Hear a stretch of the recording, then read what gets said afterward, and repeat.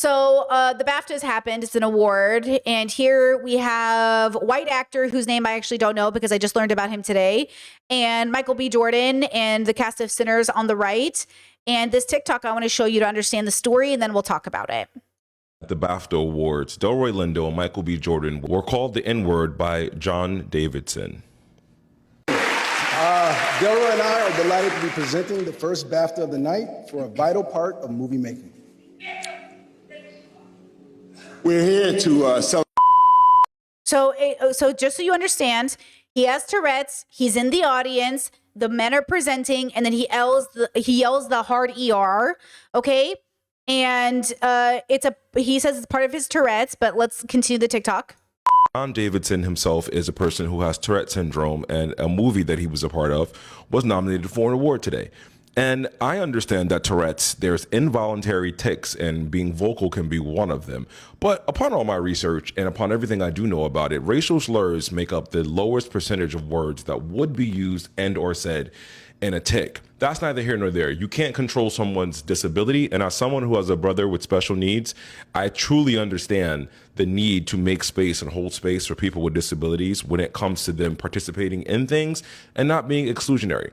But what I do hate and what I'm seeing is that people online are throwing out ableism to disregard the actions of John Davidson, to disregard the respect and dignity of Michael B. Jordan and Delroy Lindo, and to say, at the expense of these two black men, this white man with disability can throw out slurs. That is completely unacceptable. And there's such an insidious need for the world, and white people especially, to throw away black pain, black respect, or just black humanness. So the fact that these two black men were literally disrespected on national TV, that they let it air and it was left in. The fact that you guys are trying to gaslight us into being like, well, you can't say that he can't control it. So what? If this man thinks this about black people, has ever used that word, is around people that use that word, and I'm thinking it's a combination of all three, he shouldn't be allowed to be at a live taping of a show where people are giving out awards that would be black. We cannot say it is okay for black people to lose their humanness, lose their dignity because of someone else. Someone else doesn't get to have dignity at the expense of two other black people, especially with the weight that that word holds, and especially what country you're in, and especially the history of black people in the UK and the Great British Empire. But you cannot gaslight black people into being like, oh, he was just, you know, that's one of his tics. We're fully aware, but why is that his tic? And I need you to ask yourself that question. I'm pretty sure he feels horrible. So does Delroy. Delroy Lindo left immediately after presenting that award. And I want you to ask yourself, if that was you, how would you feel? Okay, so a couple of things. One, I actually think that's a bad question to ask at the end. If that was you, how would you feel? Because I guarantee you, it's not always as embodied for a lot of people. So I don't believe in the golden rule as a philosophical question, but I will say some details we'll go over in a second with another TikTok, but I'll just tell you here that's interesting is one, it was pre-taped. It was live, but it wasn't live. So they could have edited it out because they edited out other things like a Free Palestine speech. So the people left it in. Okay, Guardian covers it here, where, you know, it says BAFTA's era was big on Sunday night, but it was in the editing or lack thereof. No one could have stopped John Davidson, who has Tourette syndrome, from yelling the N-word, while two black actors, Michael B. Jordan and Delroy Lindo, were presenting a prize. But given that they did use the 2-hour time delay to judiciously remove Nola Davis's junior shout to Free Palestine and Alan Cumming's comparison on themes of Zootopia's corrupt leader poisoning. Okay, we know what that's about. Blah, blah, blah. You get what I'm saying? Sorry. Okay, you get what I'm saying? They did have the time to edit out other words on a delay, but they didn't have enough time. So many people think they obviously kept it in for views. And I think that's evil. I think that is so evil for them to keep in that N-word because what other reason did they do it except to go viral? What happened? Well, congratulations, we're viral and we don't like it. You know, no one's happy. Everyone's pissed. So it's like, what was that for? Like, what did you gain from this? You know what I mean? So inappropriate. Now, I want to show you guys this perspective from a medical professional, a nurse on Tourette's, because I think that's important. Slur was yelled at the BAFTAs while Michael B. Jordan and Delroy Lindo were on stage presenting an award. And now people are arguing online about Tourette syndrome. Here's the part nobody wants to say out loud. So during the 79th British Academy Film Awards, while Michael B. Jordan and Delroy Lindo were presenting, an audience member audibly shouted the N-word. So reports are identifying the individual as John Davidson, a Tourette's advocate whose life was featured in the film I Swear. The host, Alan Cumming, addressed the audience and said the outbursts were related to Tourette syndrome and thanked people for their understanding. Now here's where this gets complicated. Tourette syndrome is a neurological condition. A small percentage of people with Tourette's experience something called coprolalia, which is involuntary vocalization of socially inappropriate words. Involuntary means not chosen, not intentional. But here's what people, especially Black and Brown communities, are asking. If the word is involuntary, why is that word in the vocabulary at all? Tourette's does not invent language. It removes the brain's filter.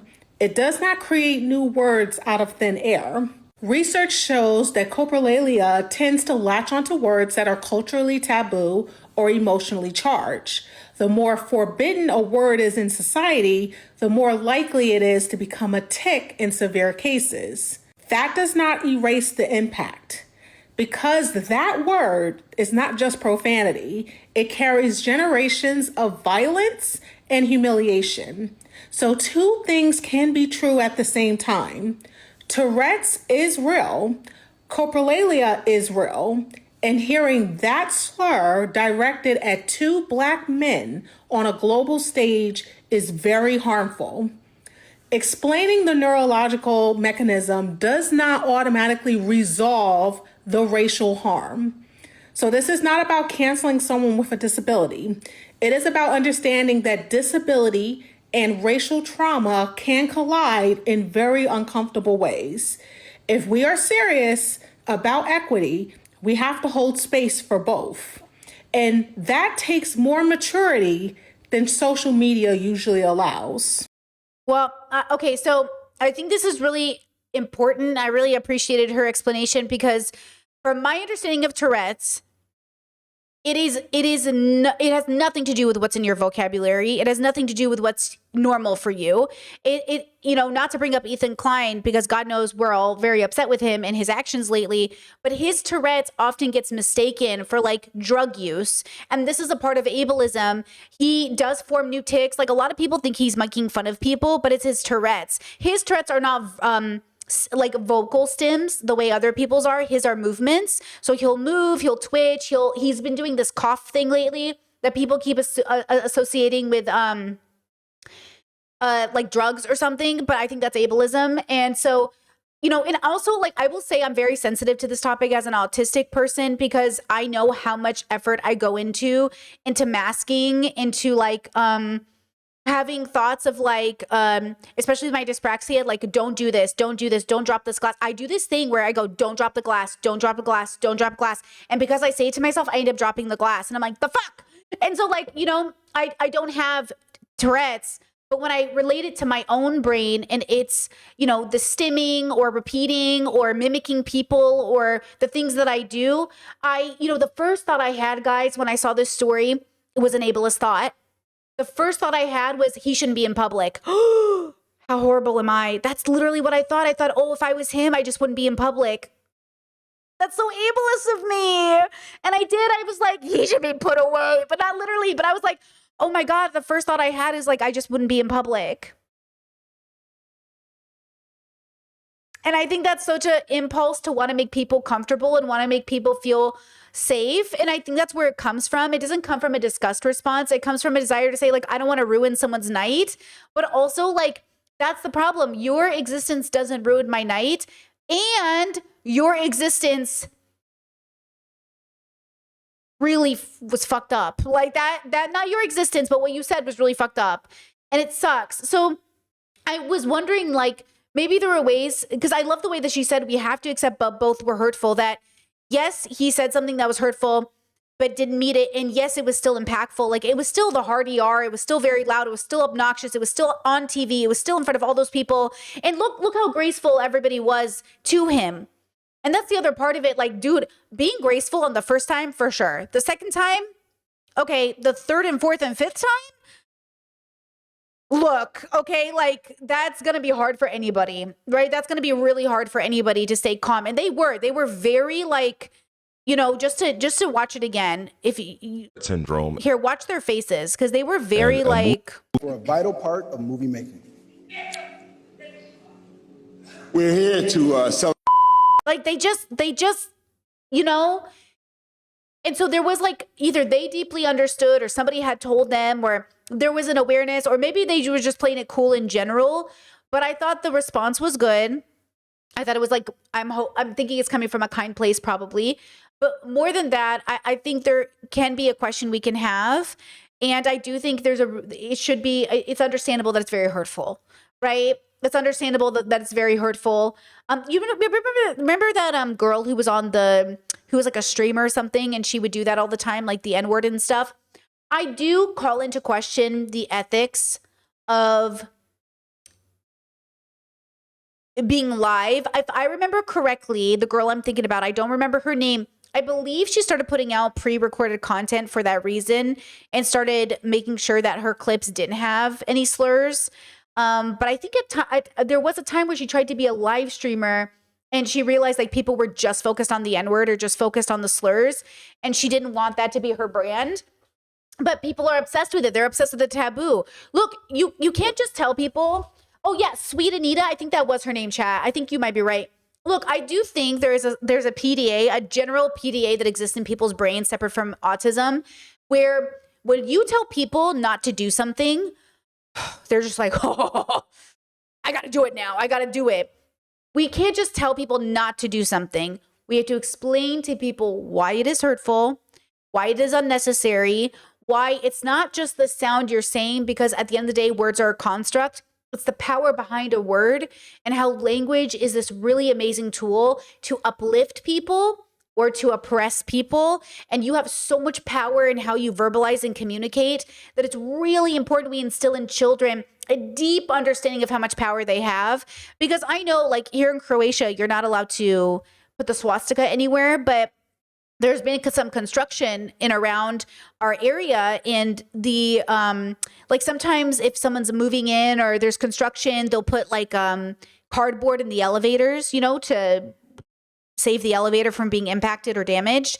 And the kids, they'll have tic-tac-toe and a bunch of words and all these things, and then somebody will obviously draw a swastika, and somebody else will fix it and change it into something else. And there's this whole thing that happens where, you know, people just, especially young people, but the problem is, like, this is not a young person, right? This is a grown man, and, you know, he's got Tourette's. But it's like, we have to instill in young people an understanding of why it's wrong and why your sense of rebellion should look a little different. If you want to be rebellious, be rebellious.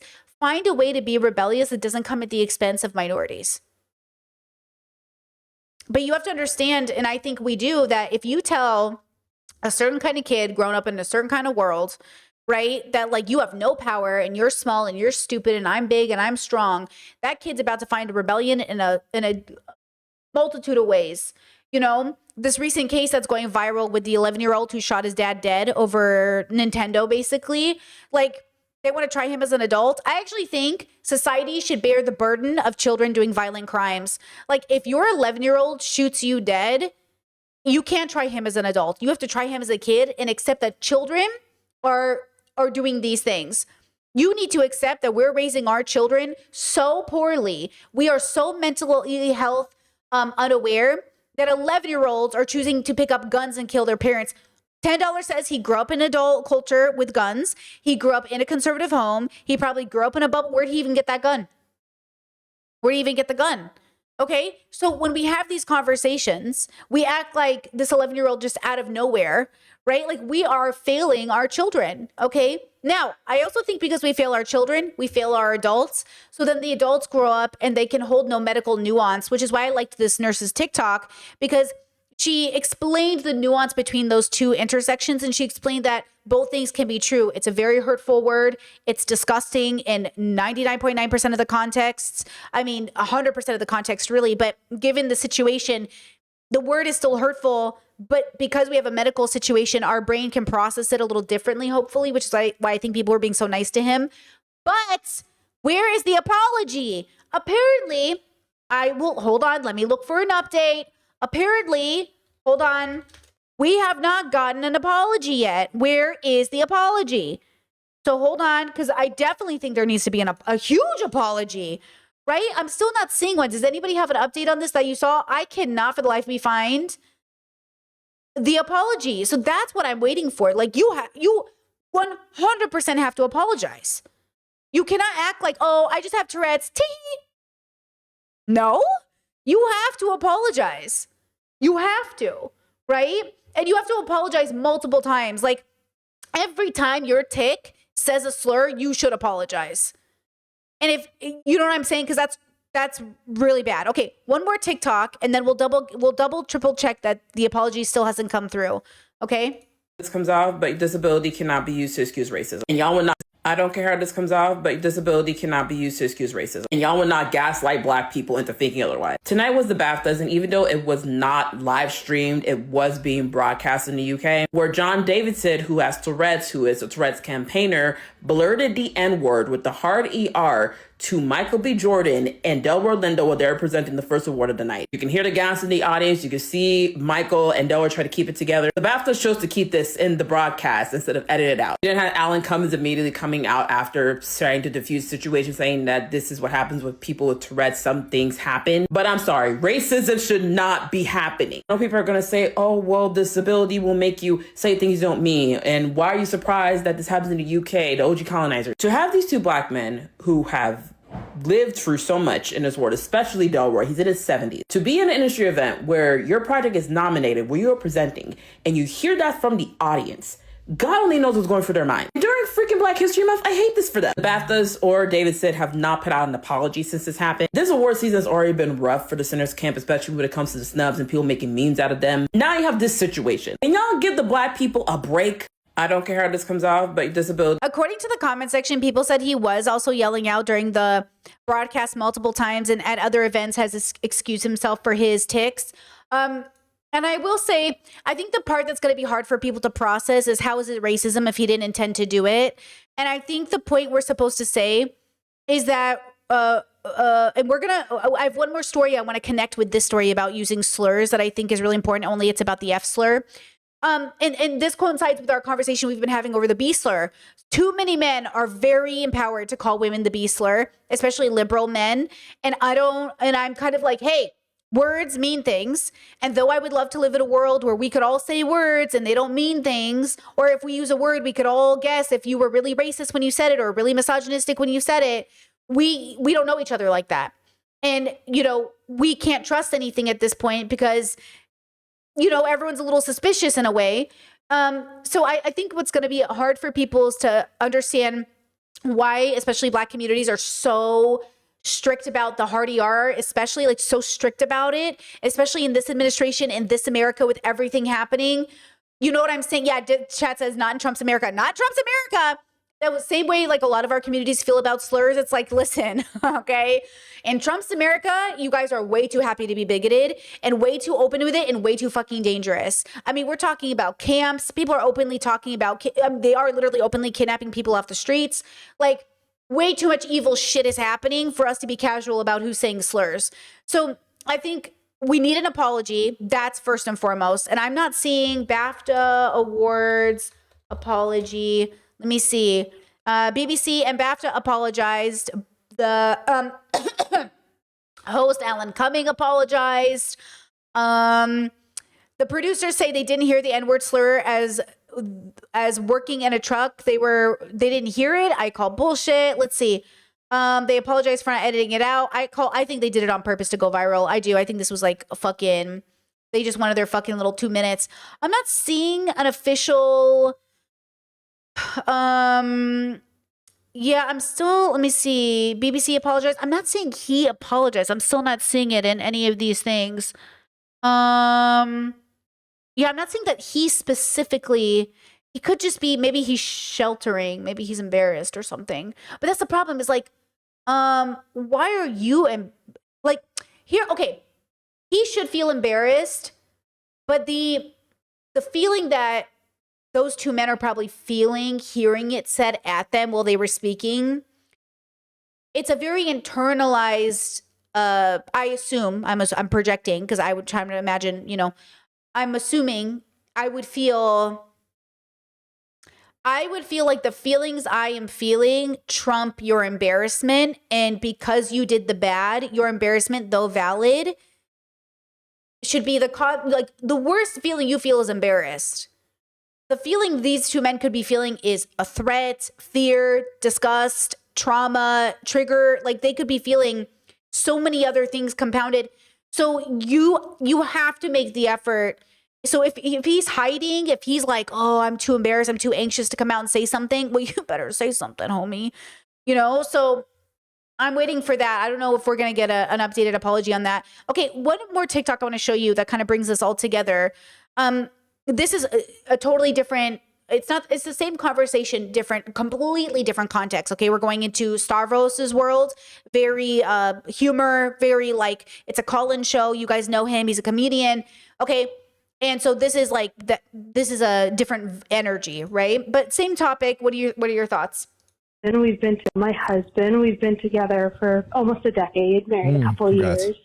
Everything's great. We love each other. Beautiful. This is a pre-recording. They're not actually talking to her. They're just talking over her. You know, people call in and leave voice messages. Share the same values. We share the same political values, really left, progressive. However, my husband is very much identifies as blue collar. We're from the Boston area. I can't get him to stop using the F slur. I'm not against gay people at all. Usually against cops. Usually that cancels out. now what are you gonna do, Stabby? Hold on. Yeah. This is a great philosophical quandary. Can you use a forbidden weapon against the worst enemy?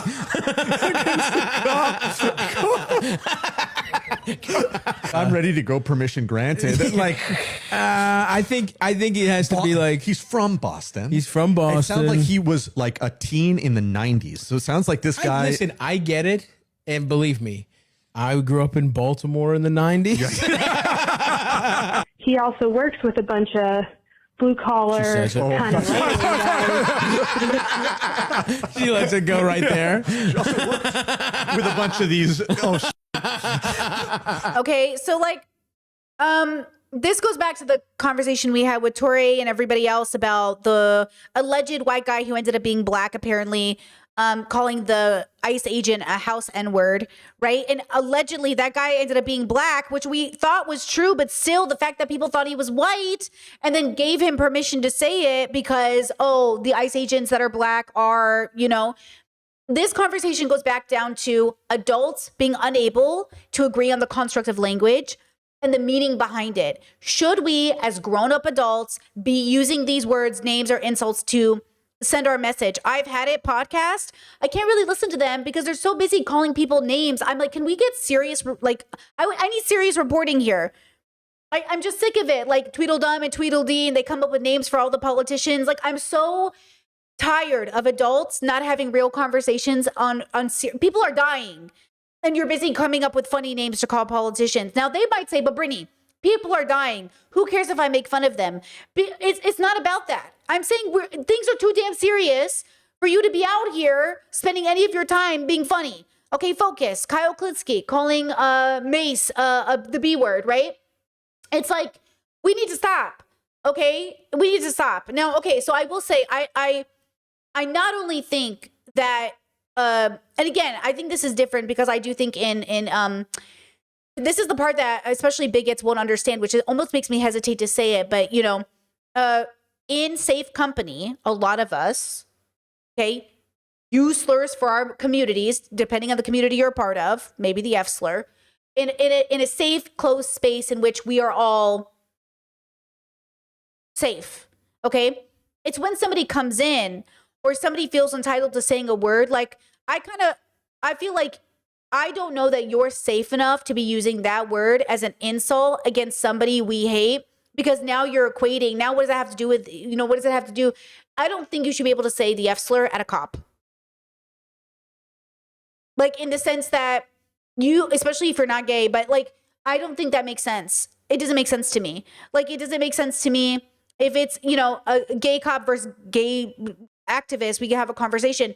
But again, I don't think that does anything for the minority community. Like, what's the point of that? What's the point of even calling anybody the B word or being like, or making an insulting joke about someone's wife or mom? Like, obviously, it's all very juvenile. And so it really depends on the context of how we expect people to be, right? And how we expect people to be better. But I don't think the world is ready for this conversation in any real way, because we're not ready to deconstruct. Yes, words are meaningless, they're a construct, and talk about how powerful they are at the same time, because those two things are very hard to hold. Life is contradiction. Both of these things are true. Words are meaningless, they're just sounds out of your mouth, and they're very, very, very, very, very powerful. They impact. What the president of the United States can get up on stage and say something, and millions of people's lives will be changed overnight. Words have to matter, right? And they don't always matter the way you think. So it's not always it's always and. You know what I'm saying? Right? Now, okay, hold on. Chet says, how many times do we have to say mental illness is not an excuse for bad behavior? Yes. And we can understand that because he has Tourette's, he didn't make the choice to say the N-word. So we're not going to hold him to the same standard as somebody who intended it. Because if we did, he would be banned, he would be jobless, and we would be protesting him. We're not going to do that to this man. We're going to say, we understand it's Tourette's, and you need to apologize, and we need to have conversations about when you are present in public, which we certainly don't want to, push all the disabled, we don't want to be ableist and push all the others in a home, right? We need to be able to take into consideration all of these things as a community, right? And they need to apologize every time it happens. So when he says it, he has to go, I'm so sorry, I have Tourette's. I'm so sorry, I have Tourette's. I am so sorry, I have Tourette's. So we can be like, okay. And this is why I think we need a better medical community so people can get the proper diagnoses for people to get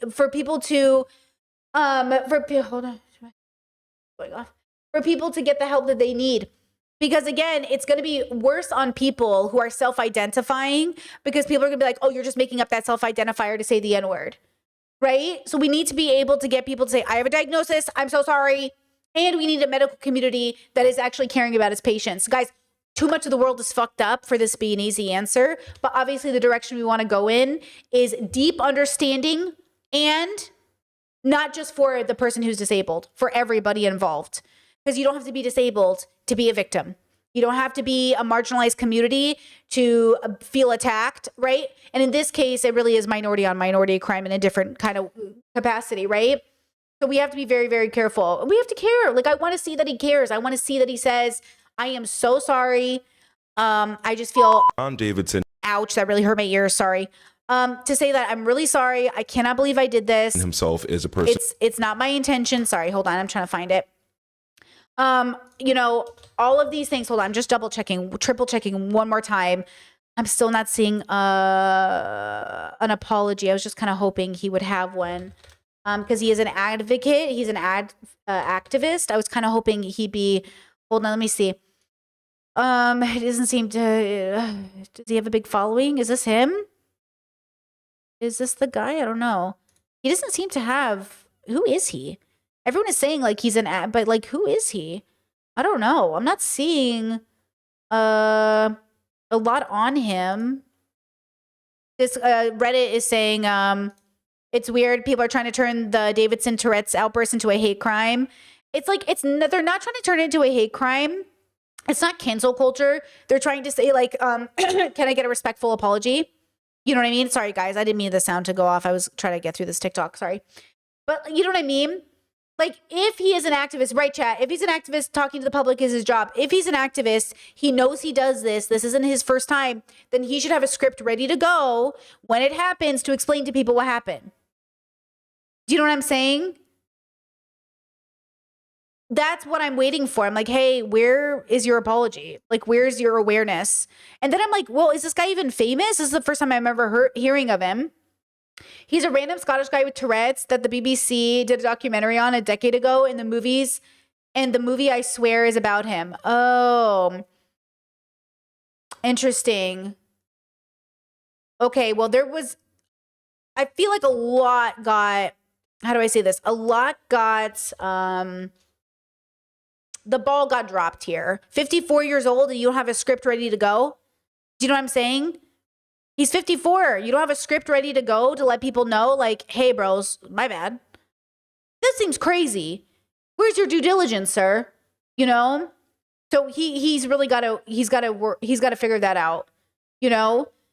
But yeah, I would say in general, I'm waiting for the next part of this social evolutionary process to include and be aware of the nuances of the situation and to say, because we're aware of the nuances, I'm going to be good faith, you're going to be good faith, but there has to be good faith here. So until he apologizes, his good faith is going down. That's the problem. But I certainly want to make sure that we do not do that instinctual ableist thing of, well, he can hide in the shadows. He doesn't need to be here. If he's going to say that, if his Tourette's is going to show up like that, he doesn't need to be here. I don't want to go in that direction. I don't think that's the direction we should go into. But I do think that people aren't educated enough and they will weaponize this against other people with disability. And so I'm terrified about that, to be honest. I am deeply worried. And look, this is why I don't share a lot of my autistic things with you guys. No offense. As much as I love you, I don't trust the internet. As I shouldn't even give Trisha Paytas this credit, but Trisha did say to Rainn Wilson, you know, you might be a safe space, but the internet isn't. And we're not a fan. Trisha Paytas still hasn't, in my mind, done a lot of accountability work, talking about saying N-words in public. You know what I mean, girl? Like out loud, multiple times, blackface. Anyways, but I do think that's true. And so I don't share a lot of my autistic things because I just don't think the internet's a safe space for it. And maybe that's ableist of me. Maybe I'm like, oh, the world should hear me. I'm autistic and I should be able to share these things. But I don't get the good grace. No, it's just too dangerous. You know what I mean? It's just too dangerous. And so again, I don't want him to feel a need to hide away, even if, you know, that's more safe for my situation. But I would just say that I don't want to encourage the world to push us away either. You know what I mean? Yeah, that's what it is. So as an activist, I hope he comes out and makes a statement because it would really heal a lot of the feelings that people are having now. I think to hear him acknowledge it, I think he's about 15 hours too late, in my opinion. But that's what I'm hoping for. And hold on here. I think I saw a video. The man who called Michael B. Jordan the N-word today said this. Sometimes my text, I'll shout the N-word, you know. That can get you in trouble. People misunderstand that and they see it as being racist. And that's one thing I ain't racist. You just can't control what's coming out of your... can't control what is supposed to not be said. It's very hard because if you're standing out there and you shout out the N-word or the B-word, and someone's walking past, they're going to think you're just being rude or racist. Can it be triggered? Triggers are a massive thing for Tourette's, being in a social space like this. Things like certain noises outside can trigger tics. Someone walking along the street that's maybe a bit overweight and I'm like, you know, and it's like, I didn't want to say that because the last thing I want to do is offend and upset someone. I always wonder if white people who had Tourette said the N-word, and I guess I got my answer now. It might be a little different in John Davidson's case because when I went to do a little bit of research, it said that only 10% of people who have Tourette's have involuntary Tourette syndrome. I also read that it's not an inflection on how a person may speak on a daily, but honestly, I don't know. That information is probably not going to stop most of us from being offended because why that? that word. Also, the clip that I played you guys earlier came from an interview 4 months prior from today. In the interview, he speaks about the last time him being at a movie theater was at the age of 10. And the last movie he's ever watched at a cinema was E.T. because that's when his symptoms started showing up and he was way too embarrassed to keep going. So he talked about not being able to go to the movies with his friends. He just kind of stayed home because he didn't want to mess it up for everybody else. He also talked about having trouble with law enforcement because he would involuntarily call them pigs and they would detain him for it. Imagine thinking the worst thing that you can say at the time and can't even control yourself not to say it. That's crazy. Honestly, this is a really complicated issue. Why do I feel like somebody's gonna turn this into a skit one day? This low-key reminds me of the Sweet Anita situation. Y'all remember that one girl from the Streamer Awards? She also had Tourette's and she was letting it go on that stage. I'm not gonna lie, it was crazy. And I was in my mind like, I wonder if she gonna say the N-word. I was like, you gonna say it? You gonna say it? Anyways, how do you guys feel about this situation? Do y'all believe him when he says that he isn't racist, or do What do you guys think? And like Sweet Anita, I think she was. I think she didn't she? When you guys drink, does it feel better? Because I'm not gonna lie, I need to drink. Did I just get patted on my head? It's okay. Fuck off. Okay, yes, ma'am. When you guys drink. So the Twitch streamer Sweet As the guy who's clipping my boobs and hasn't. Everyone says that now that my parents are dead, she'll definitely make an OnlyFans now. She's not. Fuck off. she's jerking off. If I'm distracted, I'm more likely to tick. Hold on. How come you're ticking more when I talk? So I also have a spanking tick, so don't bend over too. A spanking tick? Piss off. I want to marry her. I want to marry her too, shit. I want you to break this open. Okay, I'll hit your dick. You hit Just my like dick. this. Fuck off. The best dick, the best dance, cosplay. Sweet Anita actually swore at the awards ceremony. Couldn't they have found someone more polite to present the awards? Okay. Being alone for a long time makes you very sensitive. So you're gonna. I can't do. How your chest gets so huge. My name's Vic, I'm 24, and I'm wearing a bucket hat from SidemanClothing.com. What people don't see.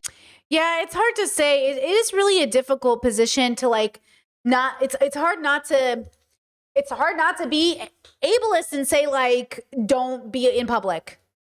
Right? Like we can't tell disabled people not to show up in public. We can't be like, "Oh, like you can't. You're disturbing the peace," like in that context, right? Like I think that's the problem is I do struggle because what do we do?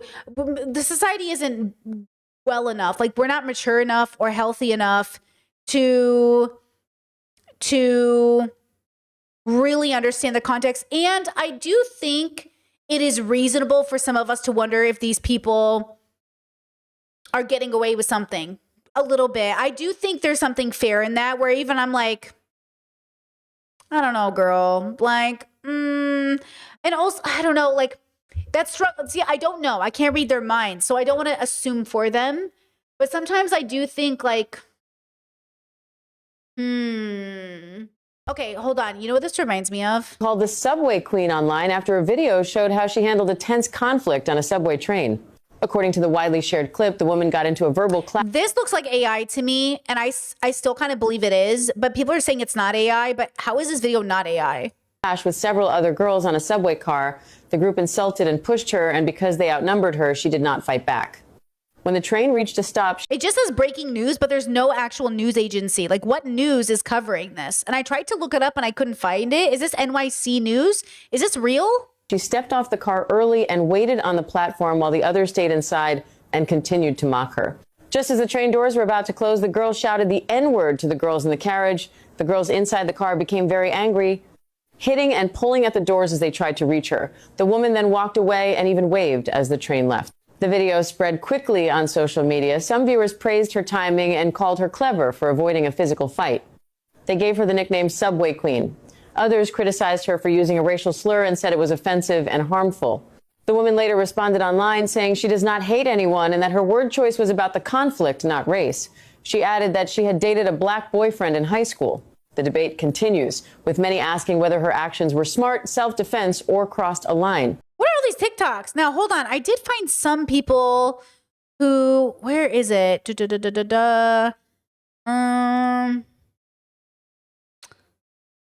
Let me see. A young woman is being called. If you act like an N-word, then you're gonna get. She's I just trolling. want You see? Hey y'all. So I slept in the New York subway. Is that her? Wait, is that the girl?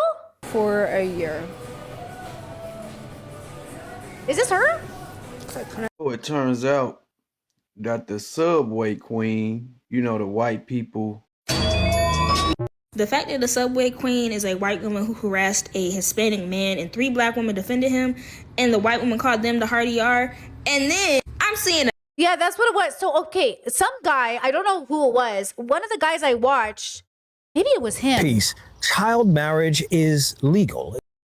Like when you're custody. No, I don't know who it was, but somebody was saying that when she was on the subway, hold on, I got a Reddit post. Somebody said that when she got on the subway initially, she had her bag and her feet blocking a chair, and the man asked, "Can I sit there?" And she basically moved her bag but didn't move her feet, and then she was being rude, and then the other girls got involved, and then as she was leaving, she said the N-word. So basically from start to finish, she was wrong. Do you know what I'm saying? So the internet's saying, oh, she deserved it, because initially when the video was going viral, I think people thought she was being ganged up on, like, oh, multiple people against this one white girl. But some people are saying no. When it first started, everybody was fine, but then it escalated. And so again, it brings into question, like, not only can we see what we're viewing, but also what non-racist white person says the hard ER at a group of black people. So why are we even talking about exceptions? We're talking about exceptions because of TikToks like this. Lots of people are saying, oh, it's a slippery slope. That's always a bad argument. You're not really talking about the situation. Because people like Tourette and other people are saying, oh, well, in certain circumstances, it's okay to use a slur. It's like, okay, but which one?